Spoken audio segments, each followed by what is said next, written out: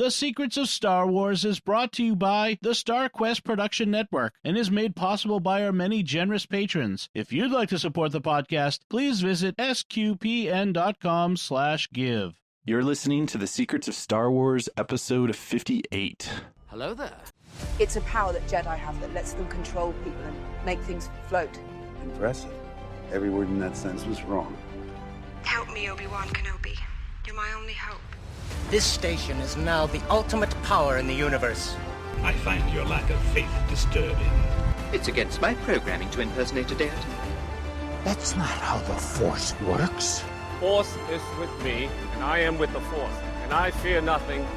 Remember, the Force will be with you, always. Hey everyone, I'm Father Andrew Kinstetter, aka Father Fett, and you're listening to The Secrets of Star Wars, where we talk about everything connected to that galaxy far, far away, including the deeper themes and meanings. Today we're discussing The Mandalorian Season 2, Episode 2, or Chapter 10 if you're counting that way, called The Passenger. And so joining me today on the panel are, first of all, we have Thomas Sanjurjo. How's it going? Now that I'm over my fear of this particular episode, things are good. Second up this evening is Angela Ciolana. Hi, everybody. Yes, the bug related situation, I would just want to say that we've been having an ant problem in our apartment, actually, not a spider problem. So so I was more freaked out by Ant-Man than by this episode. I would just like to say that. It's funny that you should mention that. We'll bring that up later. Not your ant problem, but Ant-Man. Unfortunately, Andrew Hermes and Mike Creevy are unable to join us this evening. They both had completely legitimate excuses, but I'm saying that they're both terrified of spiders and didn't want to talk about it. To be fair, I think Mike was more afraid because he had a spider infestation, and Andrew, I think, was definitely more pro-spider on this front. But that's neither here nor there. We're going to miss them this evening, but we will continue on without them. So obviously we've already got a few of our initial impressions of this episode, but what besides the spiders, or what else did you think? What was your impressions of this new episode of The Mandalorian? I loved the absolutely Catholic moment. The Catholic moment? When Mando says, "May the Force be with you." Yes. And the fighter pilot response. But they haven't upgraded to the new translation yet. They didn't. Yeah. It would be harder to do with the new translation, So, but it was still very it still hit that moment where I think every Catholic has had that kind of feeling about saying, "May the Force be with you." What did you think besides the Catholic moment? I liked it. I thought the CG on the new character was really well done. It felt like it fit with everything that was going on. I know that one of the things they've talked about is the lighting because of this, because of the backdrop that they do and the LED backdrop, they can get the lighting a lot better on the characters. And it really did feel that way. Like there were only a few moments where you could very much tell that it was CG and not kind of a practical effect thrown in.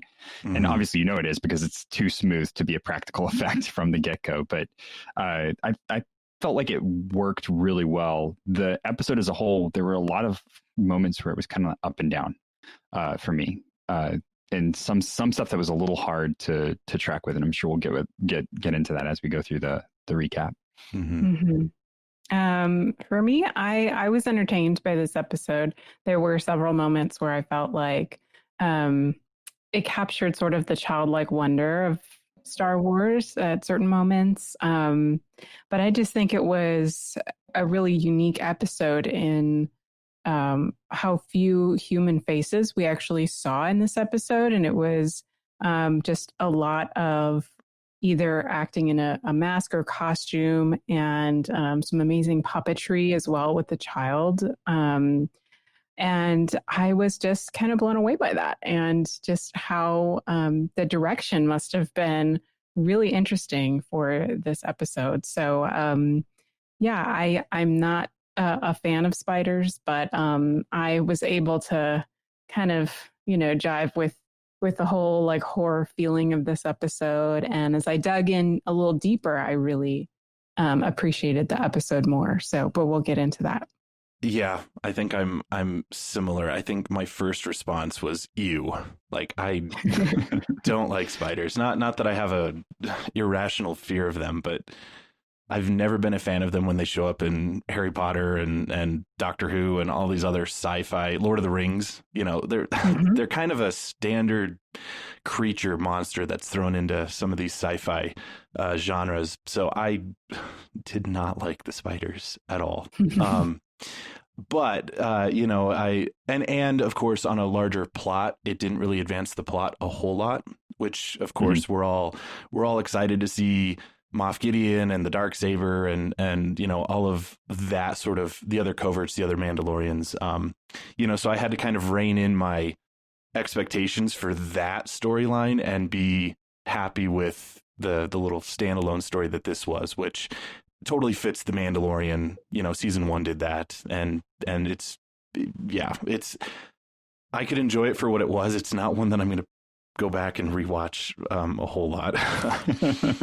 I did kind of put in my notes that I sort of said that the whole story of this one was almost like it was like a standard taillight out pullover by the cops gone terribly wrong. Right. Like that's the gist of this whole like episode. as bad as it could go. Yeah. So I think kind of once I had finished the episode, my initial reaction was, oh, I think I liked the opening sequence better than the rest of the episode. Mm-hmm. Yeah. But yeah, I changed my mind after a while. Couple things to point out about this episode. It was written by Jon Favreau, and it was directed by Peyton Reed. And this is the Ant-Man connection. He was the director of both the Ant-Mans, and I think he's going to be directing the upcoming Ant-Man movie that's coming out with Marvel. Now, I don't know him by sight. Is that who the other X-Wing pilot was? No. Okay. I wrote down his name. That was Paul Sun-Hyun Lee. Yep. He's a Korean Canadian who apparently, cool. I think he's just a huge Star Wars fan, and he knows Dave Filoni. And I think dressed in cosplay, and I don't know if he used his own cosplay for this or not, but there's a connection there. they did the board beat cops very well. It was well done. Right.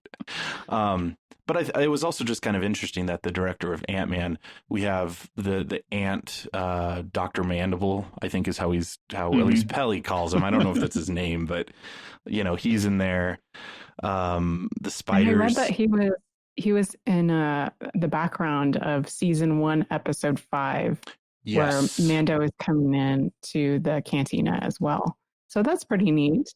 They must have, I wonder if they knew that, well, they must have known that Peyton Reed was going to direct an episode in season 2. I don't know. What do you think? Maybe. They were just using a lot of stuff from the original. And I think, you know, that's one of those things. It's just, you know, it's kind of a sci-fi standard is have the ant in there, have the ant person. The big bug. Right? Yeah. But I think also they I don't know if they knew that he was going to do that, but they're clearly looking ahead to multiple seasons. So they're kind of already charting out those particular plot points. But Dr. Mandible was in the Gunslinger episode, but also so was Frog Lady. Both of them were in the cantina in that particular episode in chapter 5, I think it was, the Gunslinger. So yeah, Frog Lady was there for quite a while before getting passage off. Poor Frog Lady. I know. The other That's fun... a very Star Wars name. She doesn't have a name. I love that. I mean, she's credited as that in the credits as well. It's yeah, I know. Yeah, no direct name for her yet. The other cool thing about Frog Lady is that her performance actor is Misty Roses, who did the same performance acting for Queel. Oh, okay. Nice. Angela, you were you going to talk about her voice? Yes, but go for it. That was done by D. Bradley Baker, our friend who does all kinds of voices, but he voiced the clones. Yeah. So, yeah. Awesome. Yeah, so there's a lot of cool connections just on the acting front. So, well, and then Moss from the IT crowd. Kept trying to place the voice for the droid, and I was like, oh gosh, I know that voice, and You didn't hear much in the first season. Like he didn't talk overly much, but this one, it was a little more important to hear his voice. And so I was trying to place it. And then we looked it up afterwards, and my wife did not know that I had watched the entire IT Crowd, apparently. And I was like, yeah, that's Moss. I know that. I know that now. And I didn't mention it, but I should mention it. Dave Filoni is back as Trapper Wolf. Yeah. Oh, and so speaking of that, there was also just, and we'll get into it as we go through it, but there was also a very strong parallel connection with Chapter 6 from Season 1, The Prisoner, with the X-Wing pilots and the whole reason that they're chasing down Din and the Razor Crest. Yes, and that is part of why all the connections that I made with the spiders and literature and all kinds of things directed back with that episode really made this this script a lot more deep and rich for me. So yes, we will talk about that. Okay, because I'm excited because I didn't really go deep with this episode. So with that, we will just jump into the recap and discuss the episode. And so it does pick up right when Chapter 9 left off. It's with Din heading back to Mos Eisley, and he's ambushed by a group of thugs. And I sort of feel like at least these first two episodes, I forget what Season 1 did, but they're sort of a kind of a little standalone kind of little plot point about Din as the Mandalorian. And so this little tiny little plot summary here is that he gets ambushed by these group of thugs who are really, I think, just scavengers. They're not really interested in anything in particular other than trying to make a score. And they clothesline Din on the speeder bike, which was so hard to see, especially the speeder bike as the child goes tumbling. Yeah, when the child goes tumbling through the ground, that's like, oh no, that had lots of gasps at my house. Yeah. Well, and they didn't watch Return of the Jedi and the Ewoks who did that to the stormtroopers, so they weren't prepared for it. But we see Din as the Mandalorian taking out all the thugs except for one, who kind of looks like a robotic kind of unmasked Jawa, but he was recognizable, at least in the sense that he's the same species as there's one of those in The Force Awakens right at the beginning on Jakku, and interacts with Rey. So we don't really know what the species is, but there was at least a visual connection to The Force Awakens there.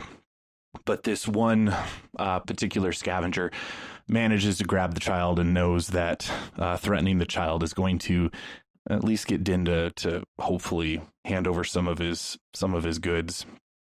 And he wants the jetpack, which I want that too. Yeah, right. But Din, being a Mandalorian, of course, has a cards up his sleeve that the scavenger doesn't, and makes the trade. And then we have this awesome remote control device that he can use on the jetpack, which is pretty sweet.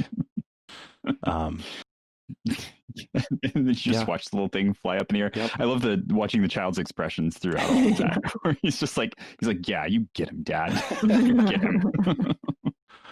I did love how this episode was more child focused. So we saw a lot more cuteness and troublemaking from the child. So Din, of course, gets his jetpack back and carries his load back into Mos Eisley because he doesn't have a speeder bike anymore. And can I just say that?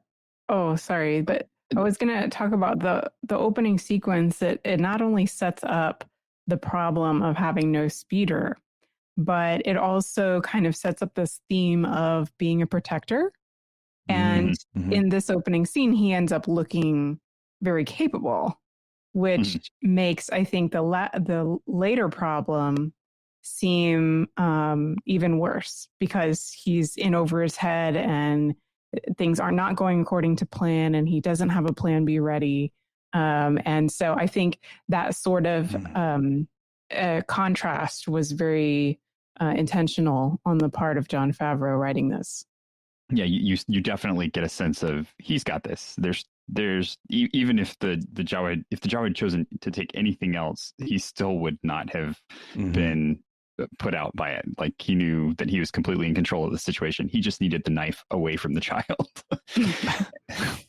Yeah, that's a very interesting way to look at this episode. But also, since they did mention the Force in the middle of it, I mean, there is an element of destiny at work too. I mean, in how Din is saved ultimately in this episode, even though he is in over his head. This isn't the end of the story, and so there's the Force at work, or as we would call it, divine providence and the Holy Spirit at work, but in our world at least. So, well, and I will say that they did a great job of making it feel very desperate and dark. They're like, the story is about these two characters, so there's no way that they're going to be done. But you're sitting there left wondering, wow, how are they going to get out of this one? This is kind of ridiculous.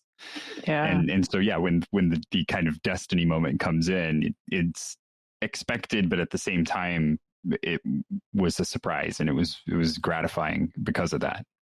But even at the end of the episode, like, they're all cramped in the cockpit together, and that's the only thing that's protecting them from outer space. So they get away, but not well, I guess.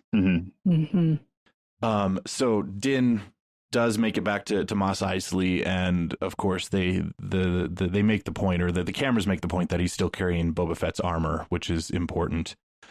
And he heads back to the cantina, where he finds Peli playing sabacc with this giant ant creature that she calls Dr. Mandible, which was cool. which that might not be his name, but that might be what she calls him, just because I mean, he doesn't speak a language that would have a name. It sounds like totally a nickname. I mean, in the same way that we call Baby Yoda, even though it's exactly the child. And I'm trying to be very careful on the podcast or to call him the child, just to keep that, but he's Baby Yoda colloquially. So yeah, he might be forever known as Dr. Mandible, even if that's not his name. And so Peli's playing sabacc, and they have this conversation, and Din is still looking for the other coverts of the Mandalorians, and since Cobb Vanth was not able to provide him with any more information, Dr. Mandible says that he knows someone who can help, but Din has to cover his call on this next round of sabacc. And at least that's what Peli says he says. True. I really like her. She's not like super. I mean, I think she's trustworthy. She's not super truthful though. I mean, so like with Frog Lady, she's like, I trust her with my life, and she's known her for 10 minutes. And yet there's something about her that I find very her charming. to be, yeah. Like I would trust her, even if she, isn't, I don't think she's out to get Din at all. It's, she wants to make a buck on the side, but I think she's right. good-hearted. She's very down to earth. Yeah. So Peli wins the sabacc round with an idiot's array, which was really cool connections to all sorts of. Sabacc is essentially a poker card game that's prevalent. It was prevalent in Solo, the movie, and it's in tons of books and everything. So it has all sorts of connections, and I would love to have an official rule book one day in an actual deck. But that's neither here nor there. I can't believe that hasn't happened yet. Like, it's been around for so long, and there's been so many games. I haven't been able to find one, and I don't think there's like find it, but I don't think that there's a universal standard on how to play it. In some of the books, and I forget if it's Legends or canon, but there's like some of the cards will shift values randomly, and so you'd need more than just a card deck. You would need an app or an electronic device to help do that, and I'm sure there's unofficial decks all over the place. I don't know. I mean, I thought that after Solo came out that Star Wars actually created an official like merchandised version, because I thought I remembered seeing that on the Star Wars show. But anyways, it's been a while since I've looked for it, so maybe. I'm always in need of a good Christmas present, so Mom, if you're listening, which I know she's not. So anyways, that's a cool connection to the movies and other things in Star Wars. But they go back to the hangar to meet up with this contact who is going to lead Din to the other Mandalorian coverts, and we get to the hangar and Peli's droids are roasting some of the crate dragon meat on another pod racer engine, which is super cool. And a Galaxy's Edge connection as well. Yeah. I was reading about that. I don't. Thomas, have you been to Galaxy's Edge yet? I have not been. No. Okay. So apparently in Galaxy's Edge there is I don't know what it looks like, but there's a place where they're roasting meats over a pod racer engine. So no, I can't vouch for that as the truth, because my wife watches like Disney stuff all the time, like, you know, the walkthroughs of. So as soon as Galaxy's Edge opened, I've basically been to Galaxy's Edge. So, yes, I can say that does happen. That is actually a thing. I have a question though about this little mini scene, which is, why does Peli say not to over roast it because she's not a Rhodian, for crying out loud? Oh, like, is there something about Rhodians liking tough meat or what?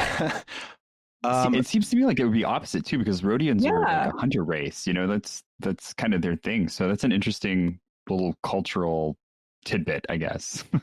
Or the way that I took it was that I am like Peli and I like steak medium rare, and I think she was using Rhodians as a derogatory term towards those who like their steaks medium well or well done. Okay. Or she was just referring back to Han Solo's slight event in Mos Eisley years before. True. He did roast him. He definitely did, and that would be something she would know about, because that's like her space, right? Yep. Well, and I think that even the booth that they were in is the booth where it all went down, and in the cantina. So I don't know. I like that she liked her steaks medium rare, because that's, I think, the only way to eat a good steak. Yeah. So Peli tells Din that the Mandalorian covert is close. Apparently it's in the sector that's just adjacent to theirs, and the information is free, minus a finder's fee, of course, for Peli. But the catch is that the contact wants passage to the system, and the other catch is that Din can't use the hyperdrive because the contact is a frog lady who's carrying her eggs, and if these eggs go through hyperspace, they will die. And apparently these eggs are the last of hers. So if they all die, then her line is ended. So in order for her to have any children whatsoever, these eggs are very precious and can't be risked through hyperspace. And so my first thought, and I think it's still true, but I was like, oh, this is going to be a great pro-life episode. Like, we're going to have, like, protect the eggs. and it was sort of. I had to really, in my mind, separate the fact that, okay, these eggs are unfertilized. So when the child is eating them, it's like eating a chicken egg. That's, like, it's okay. He's not killing someone, but he's, eating still the a big potential. deal, because there's not an infinite amount of them. Right. So my hopes of like a super pro-life, like, message. We have a baby Yoda who's kind of thrown in the mix of things. But I've seen online that people were still kind of like upset by seeing the child eat the eggs. So I think that's kind of neat, like that we all sort of had, I mean, maybe not all of us, but I think the majority of us probably had that feeling of like, oh no, don't do that. Yeah. It's a little bit of a gut check where you're like watching it and you're like, oh, that's awful. And then you're like, I mean, it's not that awful, because But yeah, I think it does point out just though that fundamental reality that I mean, we have a desire to protect life, and you know, Din gets that too, and you know, he's trying to protect them and he's trying to protect the child. But also, I was reflecting on this, that everyone, and myself included, thought it was super adorable when the child ate the frogs in the first season. Mm-hmm. And in this episode, every time he ate something, I was like, oh no. And then when he eats the spider, like that was even worse. Like, okay, cuteness factor has now diminished, and like, no, don't do it. It's that moment when Mando tells them that when they're at the pond, and he's like, don't. So the frog lady is going to hitch a ride to the Trask, or to the estuary moon of Trask in the system of the gas giant Kolibin. I looked that up, and that has not been mentioned anywhere else in anything Star Wars, so this is completely new territory. Yay! So I loved how Paley just listens to the frog lady, and then like she has this super long explanation of what the frog lady said, and then she's like, you know, I just paraphrased all of that. Like that's what she said. And the frog lady's husband is on that moon, and so that's why she's trying to get there. I like here that Din doesn't have like a universal translator, that he actually knows the language of the Tuscans. Yep. Because, you know, that's one of those things you kind of wonder, okay, well, is it just that he can like understand anything because he's got something in his head or in his helmet that allows him to hear it? But no, that's not the case. He just knows the language of the Tuscans. He knows the Jawa, at least enough to pass, you know, but did not know the language of this particular alien. He also knows Huttese as well, the language of the Hutts, because he tries to use that to connect with her when they're on the ship, and she isn't able to respond to that. She obviously understands Basic and is able to understand Din, but it doesn't go both ways. They head off into space, and they kept showing the child being drawn to the container of eggs, and my initial thought was, oh, he's so like, you know, enamored by the beauty and the you know, the perspective of life and all. And no. That was set up so well, because I think everybody got that impression, you know, the direction of how they actually introduced, you know, the child's relationship to this jar, and even the music was very like, you know, inspiring this sense of like awe and wonder and childlike curiosity. Yep. And he holds his hand up, and they all kind of move toward him. You know? And then it's like the cookie jar. Well, I figured, Thomas, you might be able to speak into this too a little bit more, since you are a dad yourself. But I figured I'm sure that there was a lot of just parallels here to like a toddler. Oh man. I think you find out in this episode that Din's not just a good protector, but a good dad. And that's, you know, we'll talk about it a little bit later when the frog lady leaves the ship. You know, there's that moment where the child walks around and he's like, well, you could get over here and make yourself useful. and I'll do that even to my tiny little kids. Like I'll do that. Yeah. Because they'll sit there and they'll watch me, or they'll pick up my tools and run off with them. And it's just like, well, you know, you could come over here and help, but then I also know when they're in danger, and I can't just let them then walk out of my line of sight and just let them be. And that's what he stops what he's doing, and he walks around to go and find the child. And there's so many, like, this just resonated so much with me. Like, no, stop. No, don't do that. Yeah. I figured that. I've experienced it only slightly with my niece and nephew and my goddaughter, but not on a daily basis. So they set the course to go to the next sector, and we find out where Din sleeps. I didn't pick that as the sleeping chamber, but I guess that makes perfect sense, that that little alcove where the child has been for a lot of the episodes, that's a sleeping chamber. It was right next to the refresher, by the way. I don't know if you caught that. There was like a little toilet seat thing, like right next to that. Makes perfect sense. You gotta, be efficient in space in a ship like that.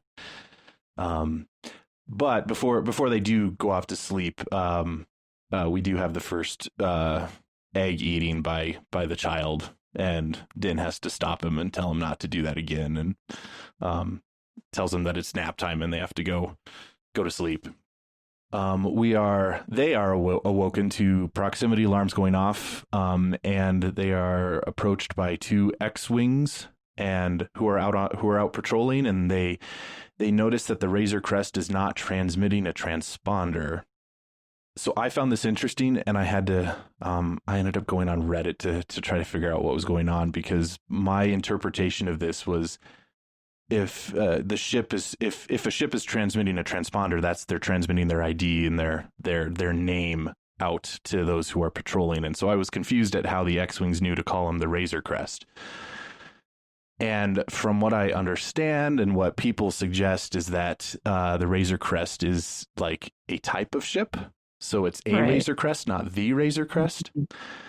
So that at least kind of helped me understand, like, okay, so they just saw that it was a Razor Crest and were able to kind of like start talking to them as a Razor Crest. And because I was confused how they knew the name without the transponder being active. But that was kind of an interesting thing for me to spend some time on Reddit trying to figure out something about Mando, right? Where he has like this super expensive armor that he maintains perfectly, and he flies a hunk of junk that he hasn't even named. It's kind of like, yep, that sounds about right. Yeah.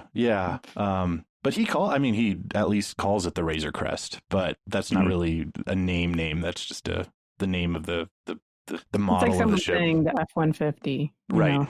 Yeah. Right. It'd be back to the truck, And I think that's the important thing to remember, is that there's a difference between a person who has a vehicle and a person who has like a boat or something that they've spent time thinking about the name and like pondering, what they're going to call it.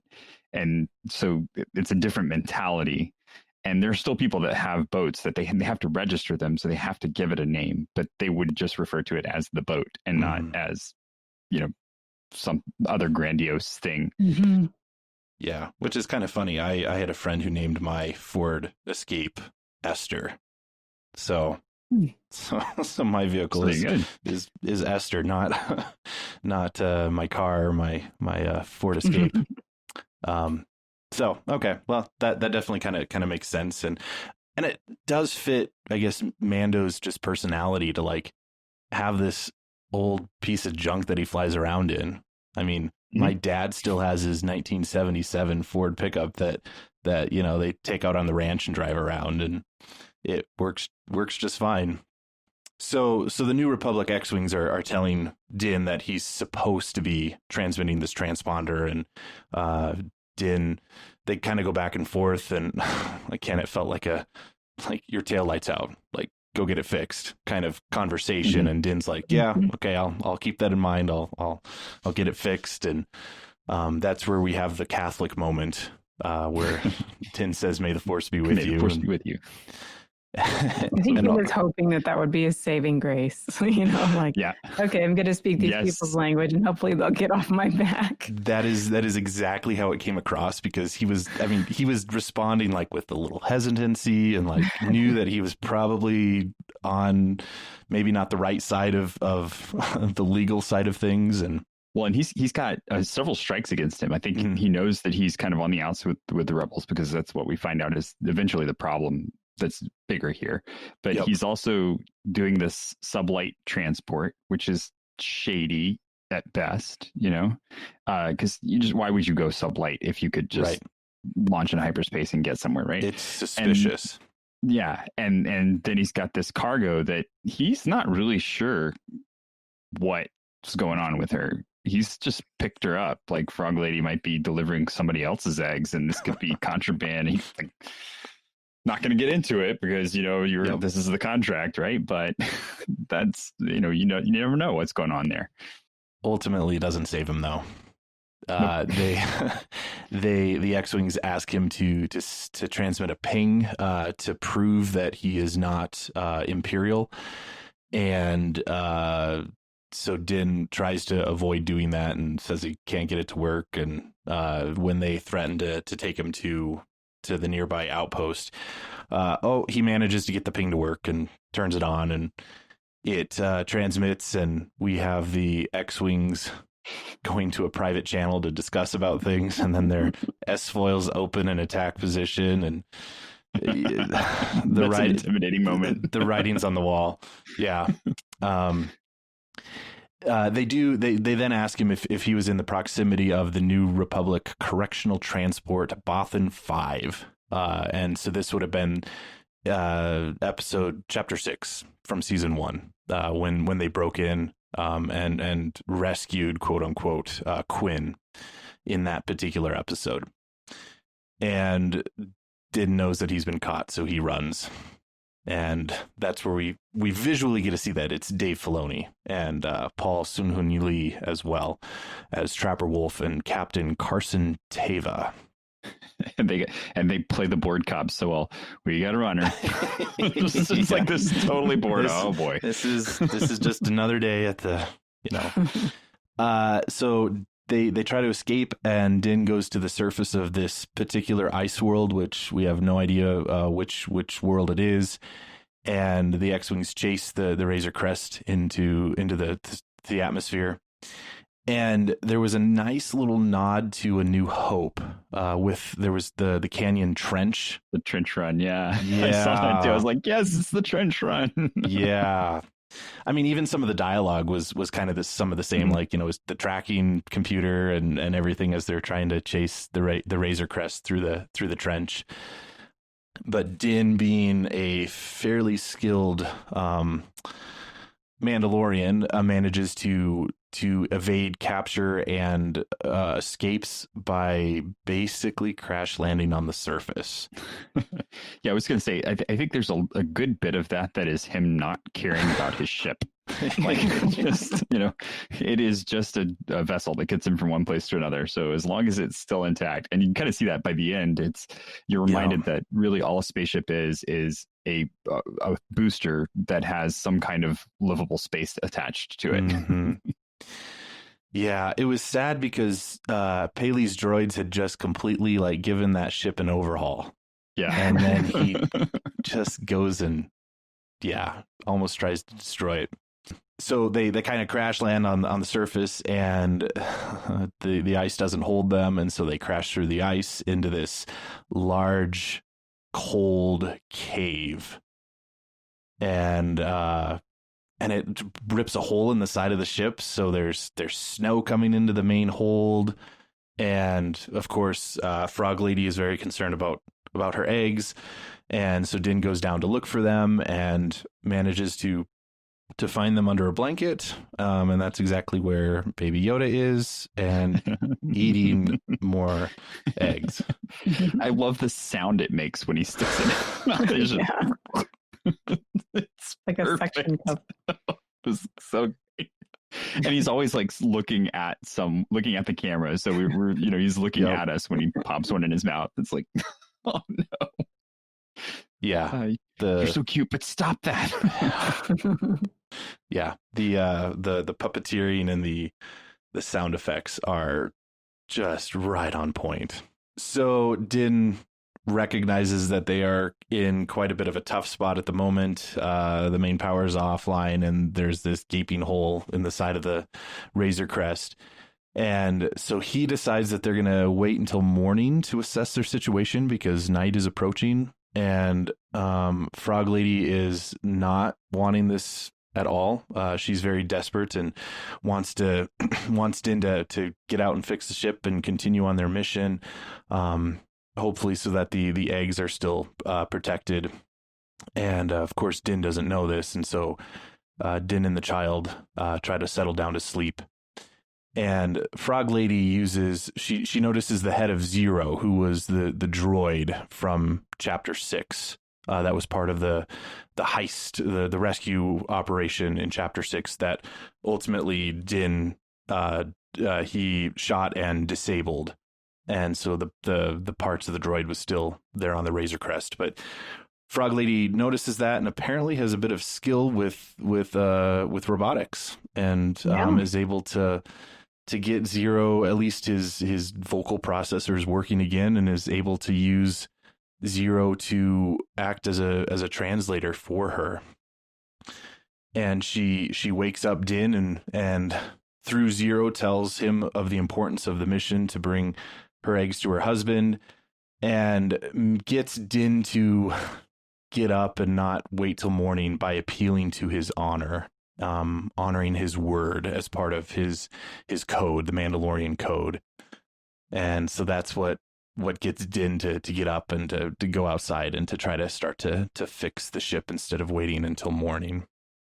I love that we're getting more of this talk about the Mandalorians being known throughout the galaxy, and it really does put into perspective the fact that the Jedi, who obviously would have been known throughout the galaxy, were not the only group known that way. And then you think about, the Jedi had this huge conflict with the Mandalorian, and and like, to have a conflict means that you have to be somewhat on the level.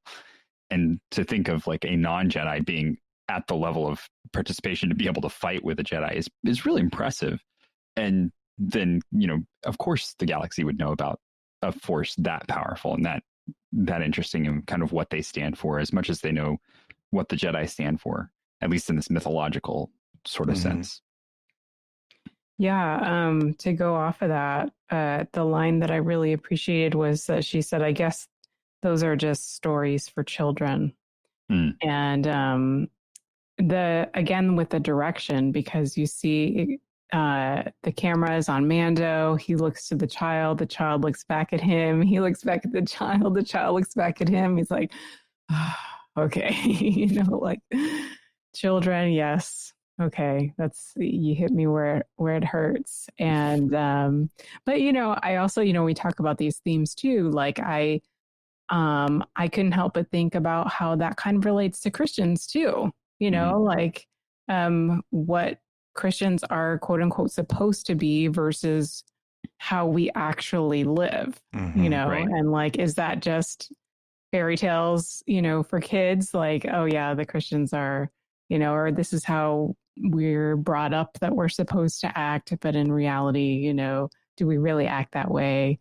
So I also kind of got that theme from that little exchange as well. Yeah, it's like that saying by Gandhi, I like your Christ, but I do not like your Christians. Yeah, and so it's very telling. Like when there's sort of a legendarium that goes out about your religion that you have to deal with when confronted with it in the world. And sometimes it's right, for better or for worse. Sometimes it's right, sometimes it's wrong. I know as Catholics, we deal with a lot of that, where you go out and people have a perception of what they think Catholics believe. And occasionally it's very convicting and makes you have to step up to the plate. And then other times it's kind of like, that's not at all what we believe or right in any way. And it's really... Let me talk to you for a minute about that, because that's not what Catholics believe, and you need to be told. But it's a good reminder, and Mando responds with the right approach, both for the Mandalorian and upholding the code that he lives by, but also us as Catholics. Like, when we're confronted with the temptation to just go to sleep and ignore the whatever it is in front of us that we're not supposed to ignore. When that temptation hits us, we're called to stand up and to live out our faith as we know we should. Yeah, and I also think he's very relatable too, because he does get up, but he also says like, "Oh, this wasn't part of the deal," So he's still kind of like, "Oh, I don't like this," and I think that's anyway. That's so appropriate, and relatable, I think, is a great word, because I mean, even as Catholics, as Christians, like, it's not always easy to do the right thing. It's easier to just step back and not do anything. and as human beings, I mean, yeah, we sometimes grumble and complain, and but we push through it. And we do it anyway. I like to tell people that as you're growing in virtue, one of the best ways to kind of look at it is they say, fake it until you make it. So like, even though you don't want to act, with prudence or with justice or temperance or fortitude, interiorly you might be resistant to it, but you're gonna fake that you want to do it and do it anyway, and that will build up that virtue in you, that habit of doing what is right, until the point where you're doing it because it's who you are, and not because you're grumbling and complaining about it. But so yeah, definitely very relatable, and I I appreciate that for sure.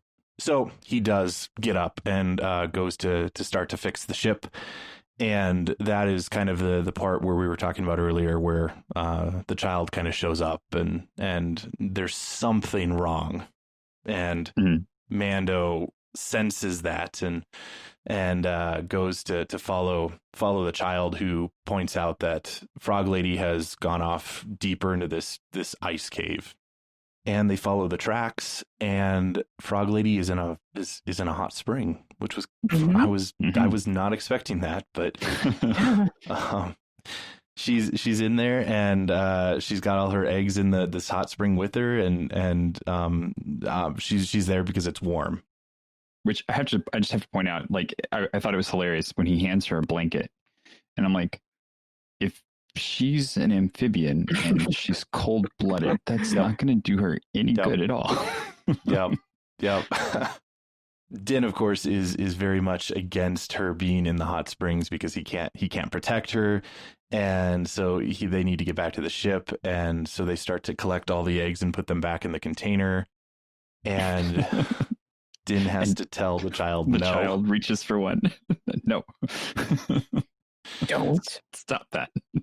But then the child does what every 2-year-old is going to do, is okay, so he does listen. He doesn't grab one of the eggs, but he goes off in search of something else. Okay. Well, and I love the little sniffs were great. Like, he sniffs, he's got this moment where he just he wrinkles his nose up, and then he turns around and looks, and it's like, oh no, he found something else. That's not good. Yeah, because really, I mean, Baby Yoda is the cause of the entire fiasco that happens next. Like, yeah, from this point forward, I was constantly cringing, and I went through this episode twice for the podcast, so it's because of you listeners that I suffered through this multiple times. I was impressed. My kids called it. My kids, like, before they even saw anything, they knew what those things were. They're like, oh, those are spider eggs. And I'm like, how do you even know that? And then one of them was like, oh, you remember there were the little spiders that were running around on Hoth? And I was like, oh, I do not remember that. So now I got to go back and watch Empire Strikes Back and see where these I don't these spiders that they're talking about were. Were they thinking of the probe droids? I don't know. I'm wondering, but they called it. I was like, that's okay. You guys are deeper in Star Wars than I am, which is amazing. But I mean, I'm proud of you. Good job. I'll point this out that I mean, those spiders are not. It's not the first time we've seen spiders like that. Right. They are in Star Wars Rebels. They were in the season 2 episode, The Mystery of Chopper Base. They're on the planet Adelon. But it was pointed out that the Lucasfilm creative art manager, Phil Shostak, said that they are not the same species. So people were trying to equate them as the Krykna. I think that's how you pronounce it. That's the spider on Adelon. But the Phil Shostak said that they're based on the same design, but they're two different species, and they're based on concept art that never made it into the original trilogy from Ralph McQuarrie. So it's definitely not the first time we've seen spiders that look similar, but they weren't. That's where it was. But they weren't. They were in a desert cave sort of environment, not an ice planet. This is again where the puppeteering and the animatronics of the child was really good, really gross, but really good when he reaches into that spider egg and eats the spider, which, like I said, I was just reflecting on the fact that when he ate the frog, it was adorable. And like the spider is completely the opposite. It's kind of repulsive. But then when he runs back down the hill because he's scared of what's happening, it's like he redeems all the adorable in my opinion. Right. He gets it right back. Yep. Well, and like any good dad, I mean, that Din responds to that as the protective father, and as all the other eggs are hatching and the spiders start to crawl out, they scoop up the child and the container of eggs, and then it was also really kind of funny that Frog Lady. I loved how she used her tongue to grab her clothes, right, and get dressed real quick. I also like here that Din he doesn't reach for his blaster first, and it's been consistent throughout the whole series. Like that's not his first reaction, is to just blast his way out of things. But that's a big deal. Like it's for a character who is as warlike as the Mandalorian is. He always tries to find another solution, and then comes back to that when it's the last thing. And he's very often put in that position. But that's his last resort, not his first. And I wonder if that's a result of, I remember us kind of talking about this with the last season, is how the child has changed him. Because I wonder if before he met the child, he was very much kind of the bounty hunter. And we talked about just how the child made him more compassionate and everything. So I wonder if this is a continuing result of that change within him. Could be. We have a huge spider that shows up, which made everything worse. It was bad enough that there were thousands of them. Now there's just one really big one. Yeah. There's a cool chase scene as they're heading back to the ship and running away. And Frog Lady, she's so much faster when she's leaping like a frog, which was really cool to see on screen. Yeah. Din tries to plant charges and tries to stop the spiders, and even apparently kills the giant spider, but oh no, that spider is not dead. I think there was another one, wasn't? Maybe there was. I don't know. I sort of equated the giant spider as one, and then but maybe there were two. I don't know. You can watch it again and let me know if I want to say there were 3 big spiders, because he does kill one on the way to the ship. Okay. Yeah. Because it like collapses after those charges go off. And then there's another one that's coming after him, and that's the one that I don't know. Yeah, I only watched the episode twice. I got you. See, this episode reminded me, like this whole sequence of scenes reminded me of the old Ewok movies, and like just the feel of it. Like it had this, very Monster of the Week kind of feel. And that's not a bad thing. Like I know a lot of people rag on the Ewok movies, but I love the Ewok movies. I think they are fantastic. If I could find them anywhere to watch with my kids, I would gladly. But I can't even find them to buy anymore. It's kind of sad. They're just not. They don't seem to exist. And I'm like, why? They were, they were campy, but they were Star Wars. And it would definitely not reach the level of like the Christmas special, right? Oh yeah. So it was good. It was goofy, and it was what you would want in a like Star Wars camp movie, right? That wasn't mainline Star Wars. So that the whole feel of this was that for me, like kind of that chase scene, like we're in this alternate place with this really weird monster, and it fits because it's Star Wars. But it definitely also went like horror feel. Like yeah. Yep.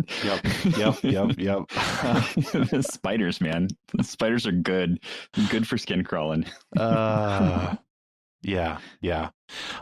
They do make it back to the Razor Crest, and of course there's the big hole in the side of the ship. Like right. Naturally, of course, they're not going to be able to hide in the ship hardly. But they do manage to all get up into the cockpit and are able to finally seal off the doors. And Frog Lady even shoots one off the top of the child's head as one was crawling on him. And so they have a moment of relative safety, and then Yeah, so they're stuck with the door. The door still won't even close. Right. They and Din has to use his flamethrower to knock him back and seal the door. And immediately they try to take off and get away. And as they are lifting off, another giant spider lands on top of the ship and crashes back down to the. Yeah. Now, see, and so this scene, like the scene with the doors, is something that makes me wonder about his resources. He's able to refill his flamethrower just fine, but what happened to the whistling birds? Like, where, this seems like an appropriate moment to have used them. Can he reload them? I think it would depend on whether he had extras, because if you remember in season 1, the armorer had to forge them for him. So I suspect the whistling birds are a much rarer commodity. Exactly. So I think that he's out because he used it in the first episode. So, but there's also the question of, with so many spiders, would you waste 5 or 6 whistling birds on 1,000? I mean, just one to clear out the immediate area. And then close the doors. Yeah. That would have been my go-to. I don't know. I think, of course, I'm not a Mandalorian. Was pretty effective. Yeah.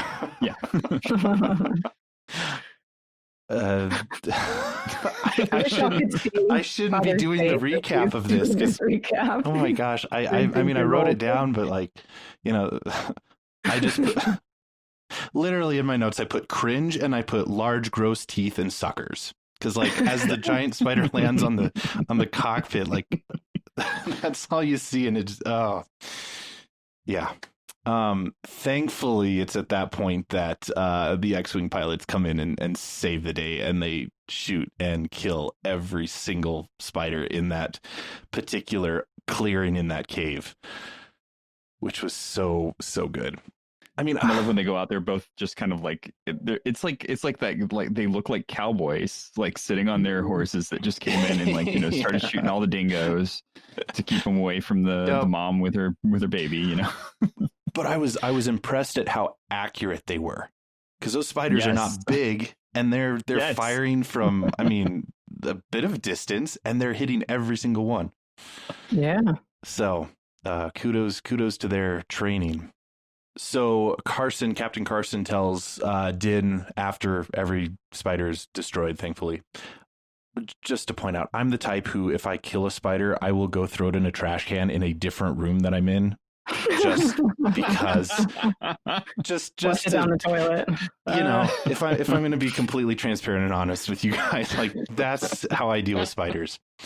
So, anyways, Captain Carson tells Din that they did ran the tabs of the Razor Crest and found that Din does indeed have an arrest warrant out for the abduction of the prisoner, who would have been Quinn in that chapter 6 episode from season 1.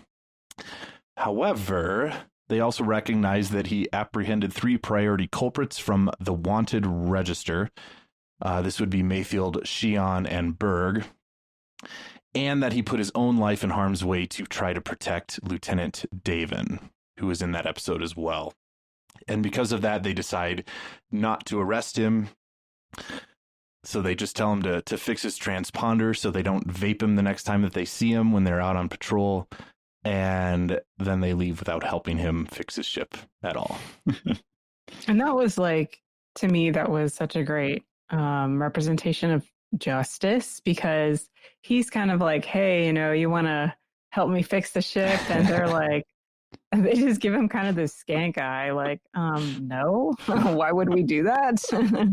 But he tries to get out of the entire situation, free and clear. Of course, why wouldn't you? Mm-hmm. But the X-wing pilots are kind of like, no, you got to clean up your own mess, Yeah. And so they're there to help him out, and because he helped one of theirs, but at the same ultimately time, he wouldn't be in the position he was in if he hadn't run. Yep. If he just chilled and let them do their job. Right. Yeah. So I think they were definitely very nice to him, but they also were like, no, you've got to clean up this mess because you made it. Yep. Yeah. So Din does manage to at least fix the cockpit enough so that they can at least get back in outer space and they can limp to Trask. And but he can't fix the hull, so they all have to be cozy in the cockpit for however long that ride is to Trask. And they're able to at least launch into space and head that way. The ship looks that way. The ship looks really, really worse for wear. And then the episode ends with the child having stolen at least one more egg that he eats before the end credits. I thought they were gonna give him a change of heart. After the lady had saved him, it looks like he's like kind of lovingly looking back, and then he turns around, he's got another one in his hand. It's like, oh no. I think that was cookie jar analogy is clear. I think your cookie jar analogy might be just super appropriate. Oh yeah, like this is definitely the cookie jar. Like he knows that he shouldn't, and yet he continues to eat them. Yeah, so that's kind of the episode. So not huge in terms of overall plot, but I think it was. Yeah, the first half of the episode was great. Back half, Okay, so do you want to know my spiders show up? Yeah. Do you want to know my obscure literary reference? Yes, go for it. Yes. Okay, so there's this novella that was written in the late 19th century, and it's called The Black Spider, and it was written by Jeremias Gotthelf, but it's a Christian allegory. And it's been made into, I think, a one-act opera and a movie, a couple other things that are based off of it. It's kind of considered like an old classic. So I won't give like all the details in case you want to read it yourself. But essentially, hear me out, and then maybe you can tell me if I'm just reaching for things, or, if maybe, I don't know if I doubt Jon Favreau, was using this as source material, maybe. But anyway, so the story involves children and spiders, and there's this consequence of a bunch of villagers have a really demanding master, and he gives them this impossible task. And in order to actually get the task done and still survive with their families, the villagers decide to make a deal with the devil. And so the devil wants, on his end, he wants an unbaptized child. And so the villagers are all like, well, we'll just make this deal. And then once, every time a baby is born, then we'll just baptize it right away. So it ends up that they go ahead and do this, and their life becomes easier temporarily, but then eventually catches up with them. And there's a whole bunch of spiders that come into invade the village and causes famine and all kinds of crazy stuff. And it kind of reminded me of how, the whole idea that if you make bad choices, then it's going to come back to haunt you, and you're going to have to deal with the consequences.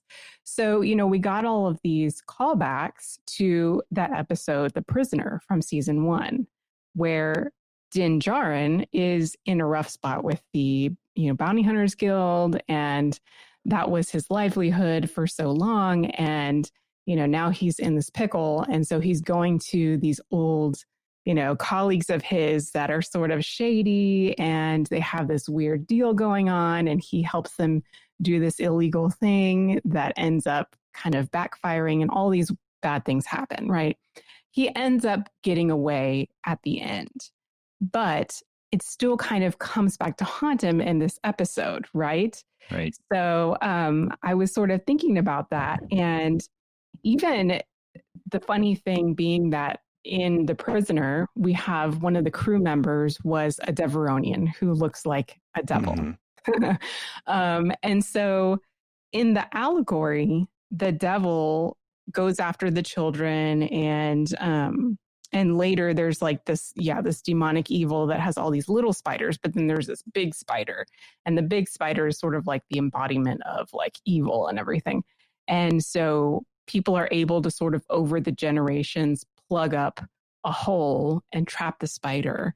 But the spider always ends up, people kind of forget about the spider and they sort of go on living. And then somebody, opens up the hatch and here comes the big evil spider again. And it finally ends in, there's this character named Kristen who that has Christ in the name. And he ends up getting rid of the spider ultimately by sacrificing his life.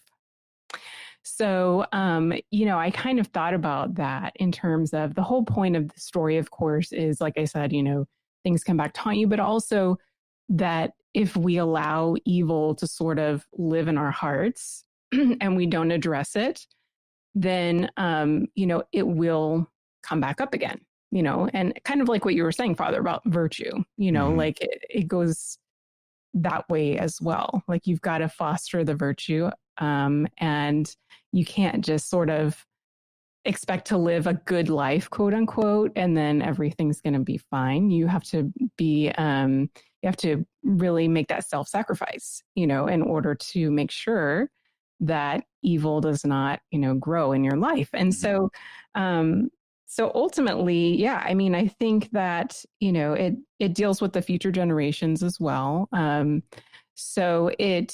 This novella was really kind of like an early example of horror. And, because of the spiders and getting the children and the devil and everything. But I think with this episode, you really do kind of see some of those themes as well. Again, maybe Jon Favreau didn't use this as source material, but I think there's so many ultimate truths in myth that, with symbols that continue to resonate with all of, human history, spiders being creepy and live in the dark and kind of mysterious. So we do see these things come back over and over again. And that's kind of what the whole point of like our podcast is too, like Secrets of Star Wars, Secrets of all the Secrets podcasts. Like that's one of the cool things about mythology. And so, I think just when I was reflecting on this story and kind of the connections with The Mandalorian, it was like, wow, like if you see it from that lens, then, you see those connections with last season and now it's coming back to haunt him. That, I sort of wonder maybe him helping this frog lady, and her kids is sort of him having to sort of make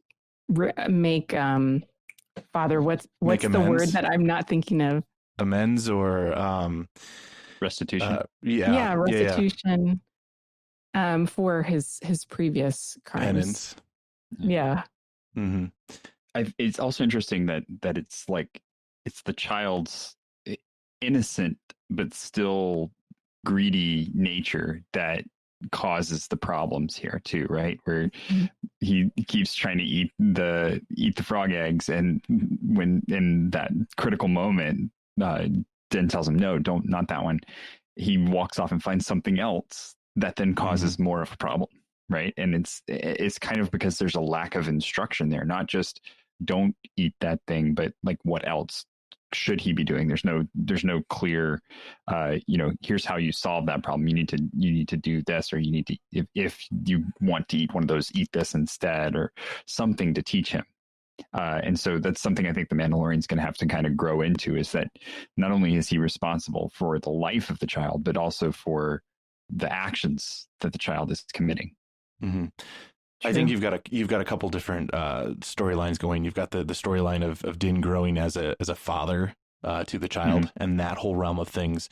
But I think also, Angela, I like that idea, because if he had just not run in the first place, because ultimately they let him go, and I think they probably would have still let him go before he tried to run, if they would have just been able to talk it out and to recognize what Din did. Ultimately, instead he tried to run from what he had done. And it wasn't until the end of the episode is when he finally acknowledges it. And he is resigned to, you know, I think he asked the question, like, am I being arrested? And like, you can tell that he's like, okay, if this is going to happen, it's going to happen. And he's finally facing that and not running away from that. And the spiders, I think metaphorically could be kind of the consequence of him running away from that.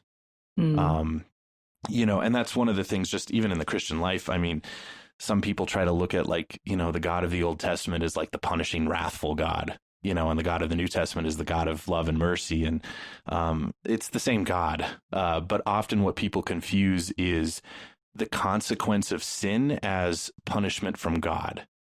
Right. And actually what it is like God allows us to experience the consequence of our actions, of our sinfulness, in the same way that a good dad and mom would do that to their children to help them learn and grow and come back.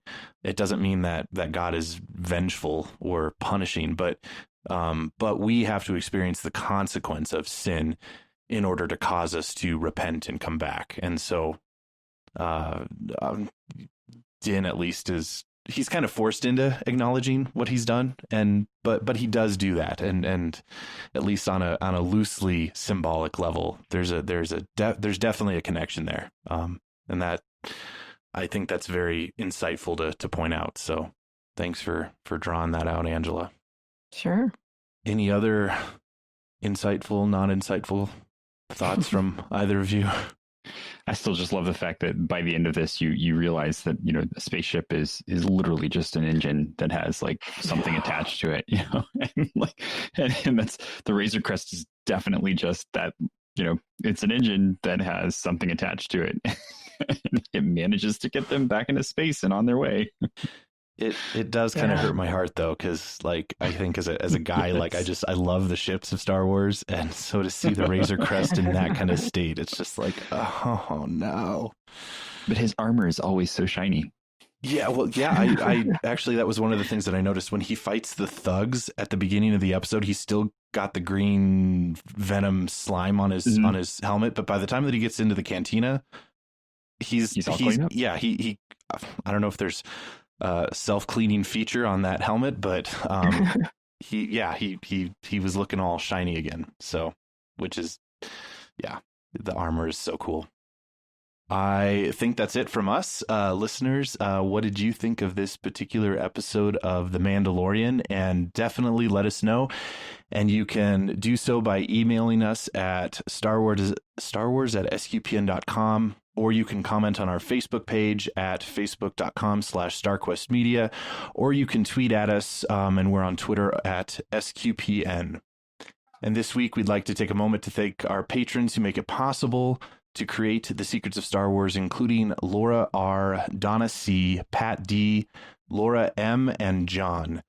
Their generous donations at sqpn.com/give make it possible for us to continue The Secrets of Star Wars and all the shows that we make here at StarQuest. And you can join them by visiting sqpn.com/give. Also, of course, make sure that you are subscribed to the show, whether that's in Apple Podcasts, Google Podcasts, Stitcher, TuneIn, Spotify, iHeartRadio, or wherever you get your podcasts.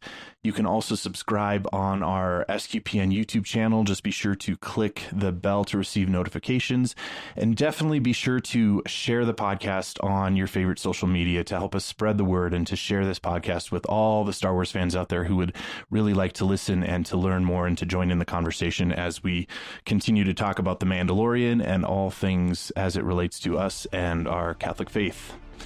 You can find any previous episodes of The Secrets of Star Wars by going to sqpn.com/Star Wars. And we will be back next week, where we will be discussing the 3rd episode of Season 2 of The Mandalorian.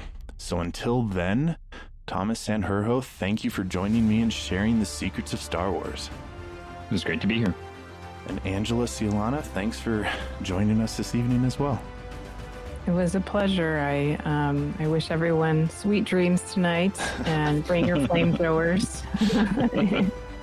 And of course, may the Force be with you. And with your spirit. You know, it just feels weird. And once again, I am Father Andrew Kinstetter. Thank you for listening to The Secrets of Star Wars on StarQuest.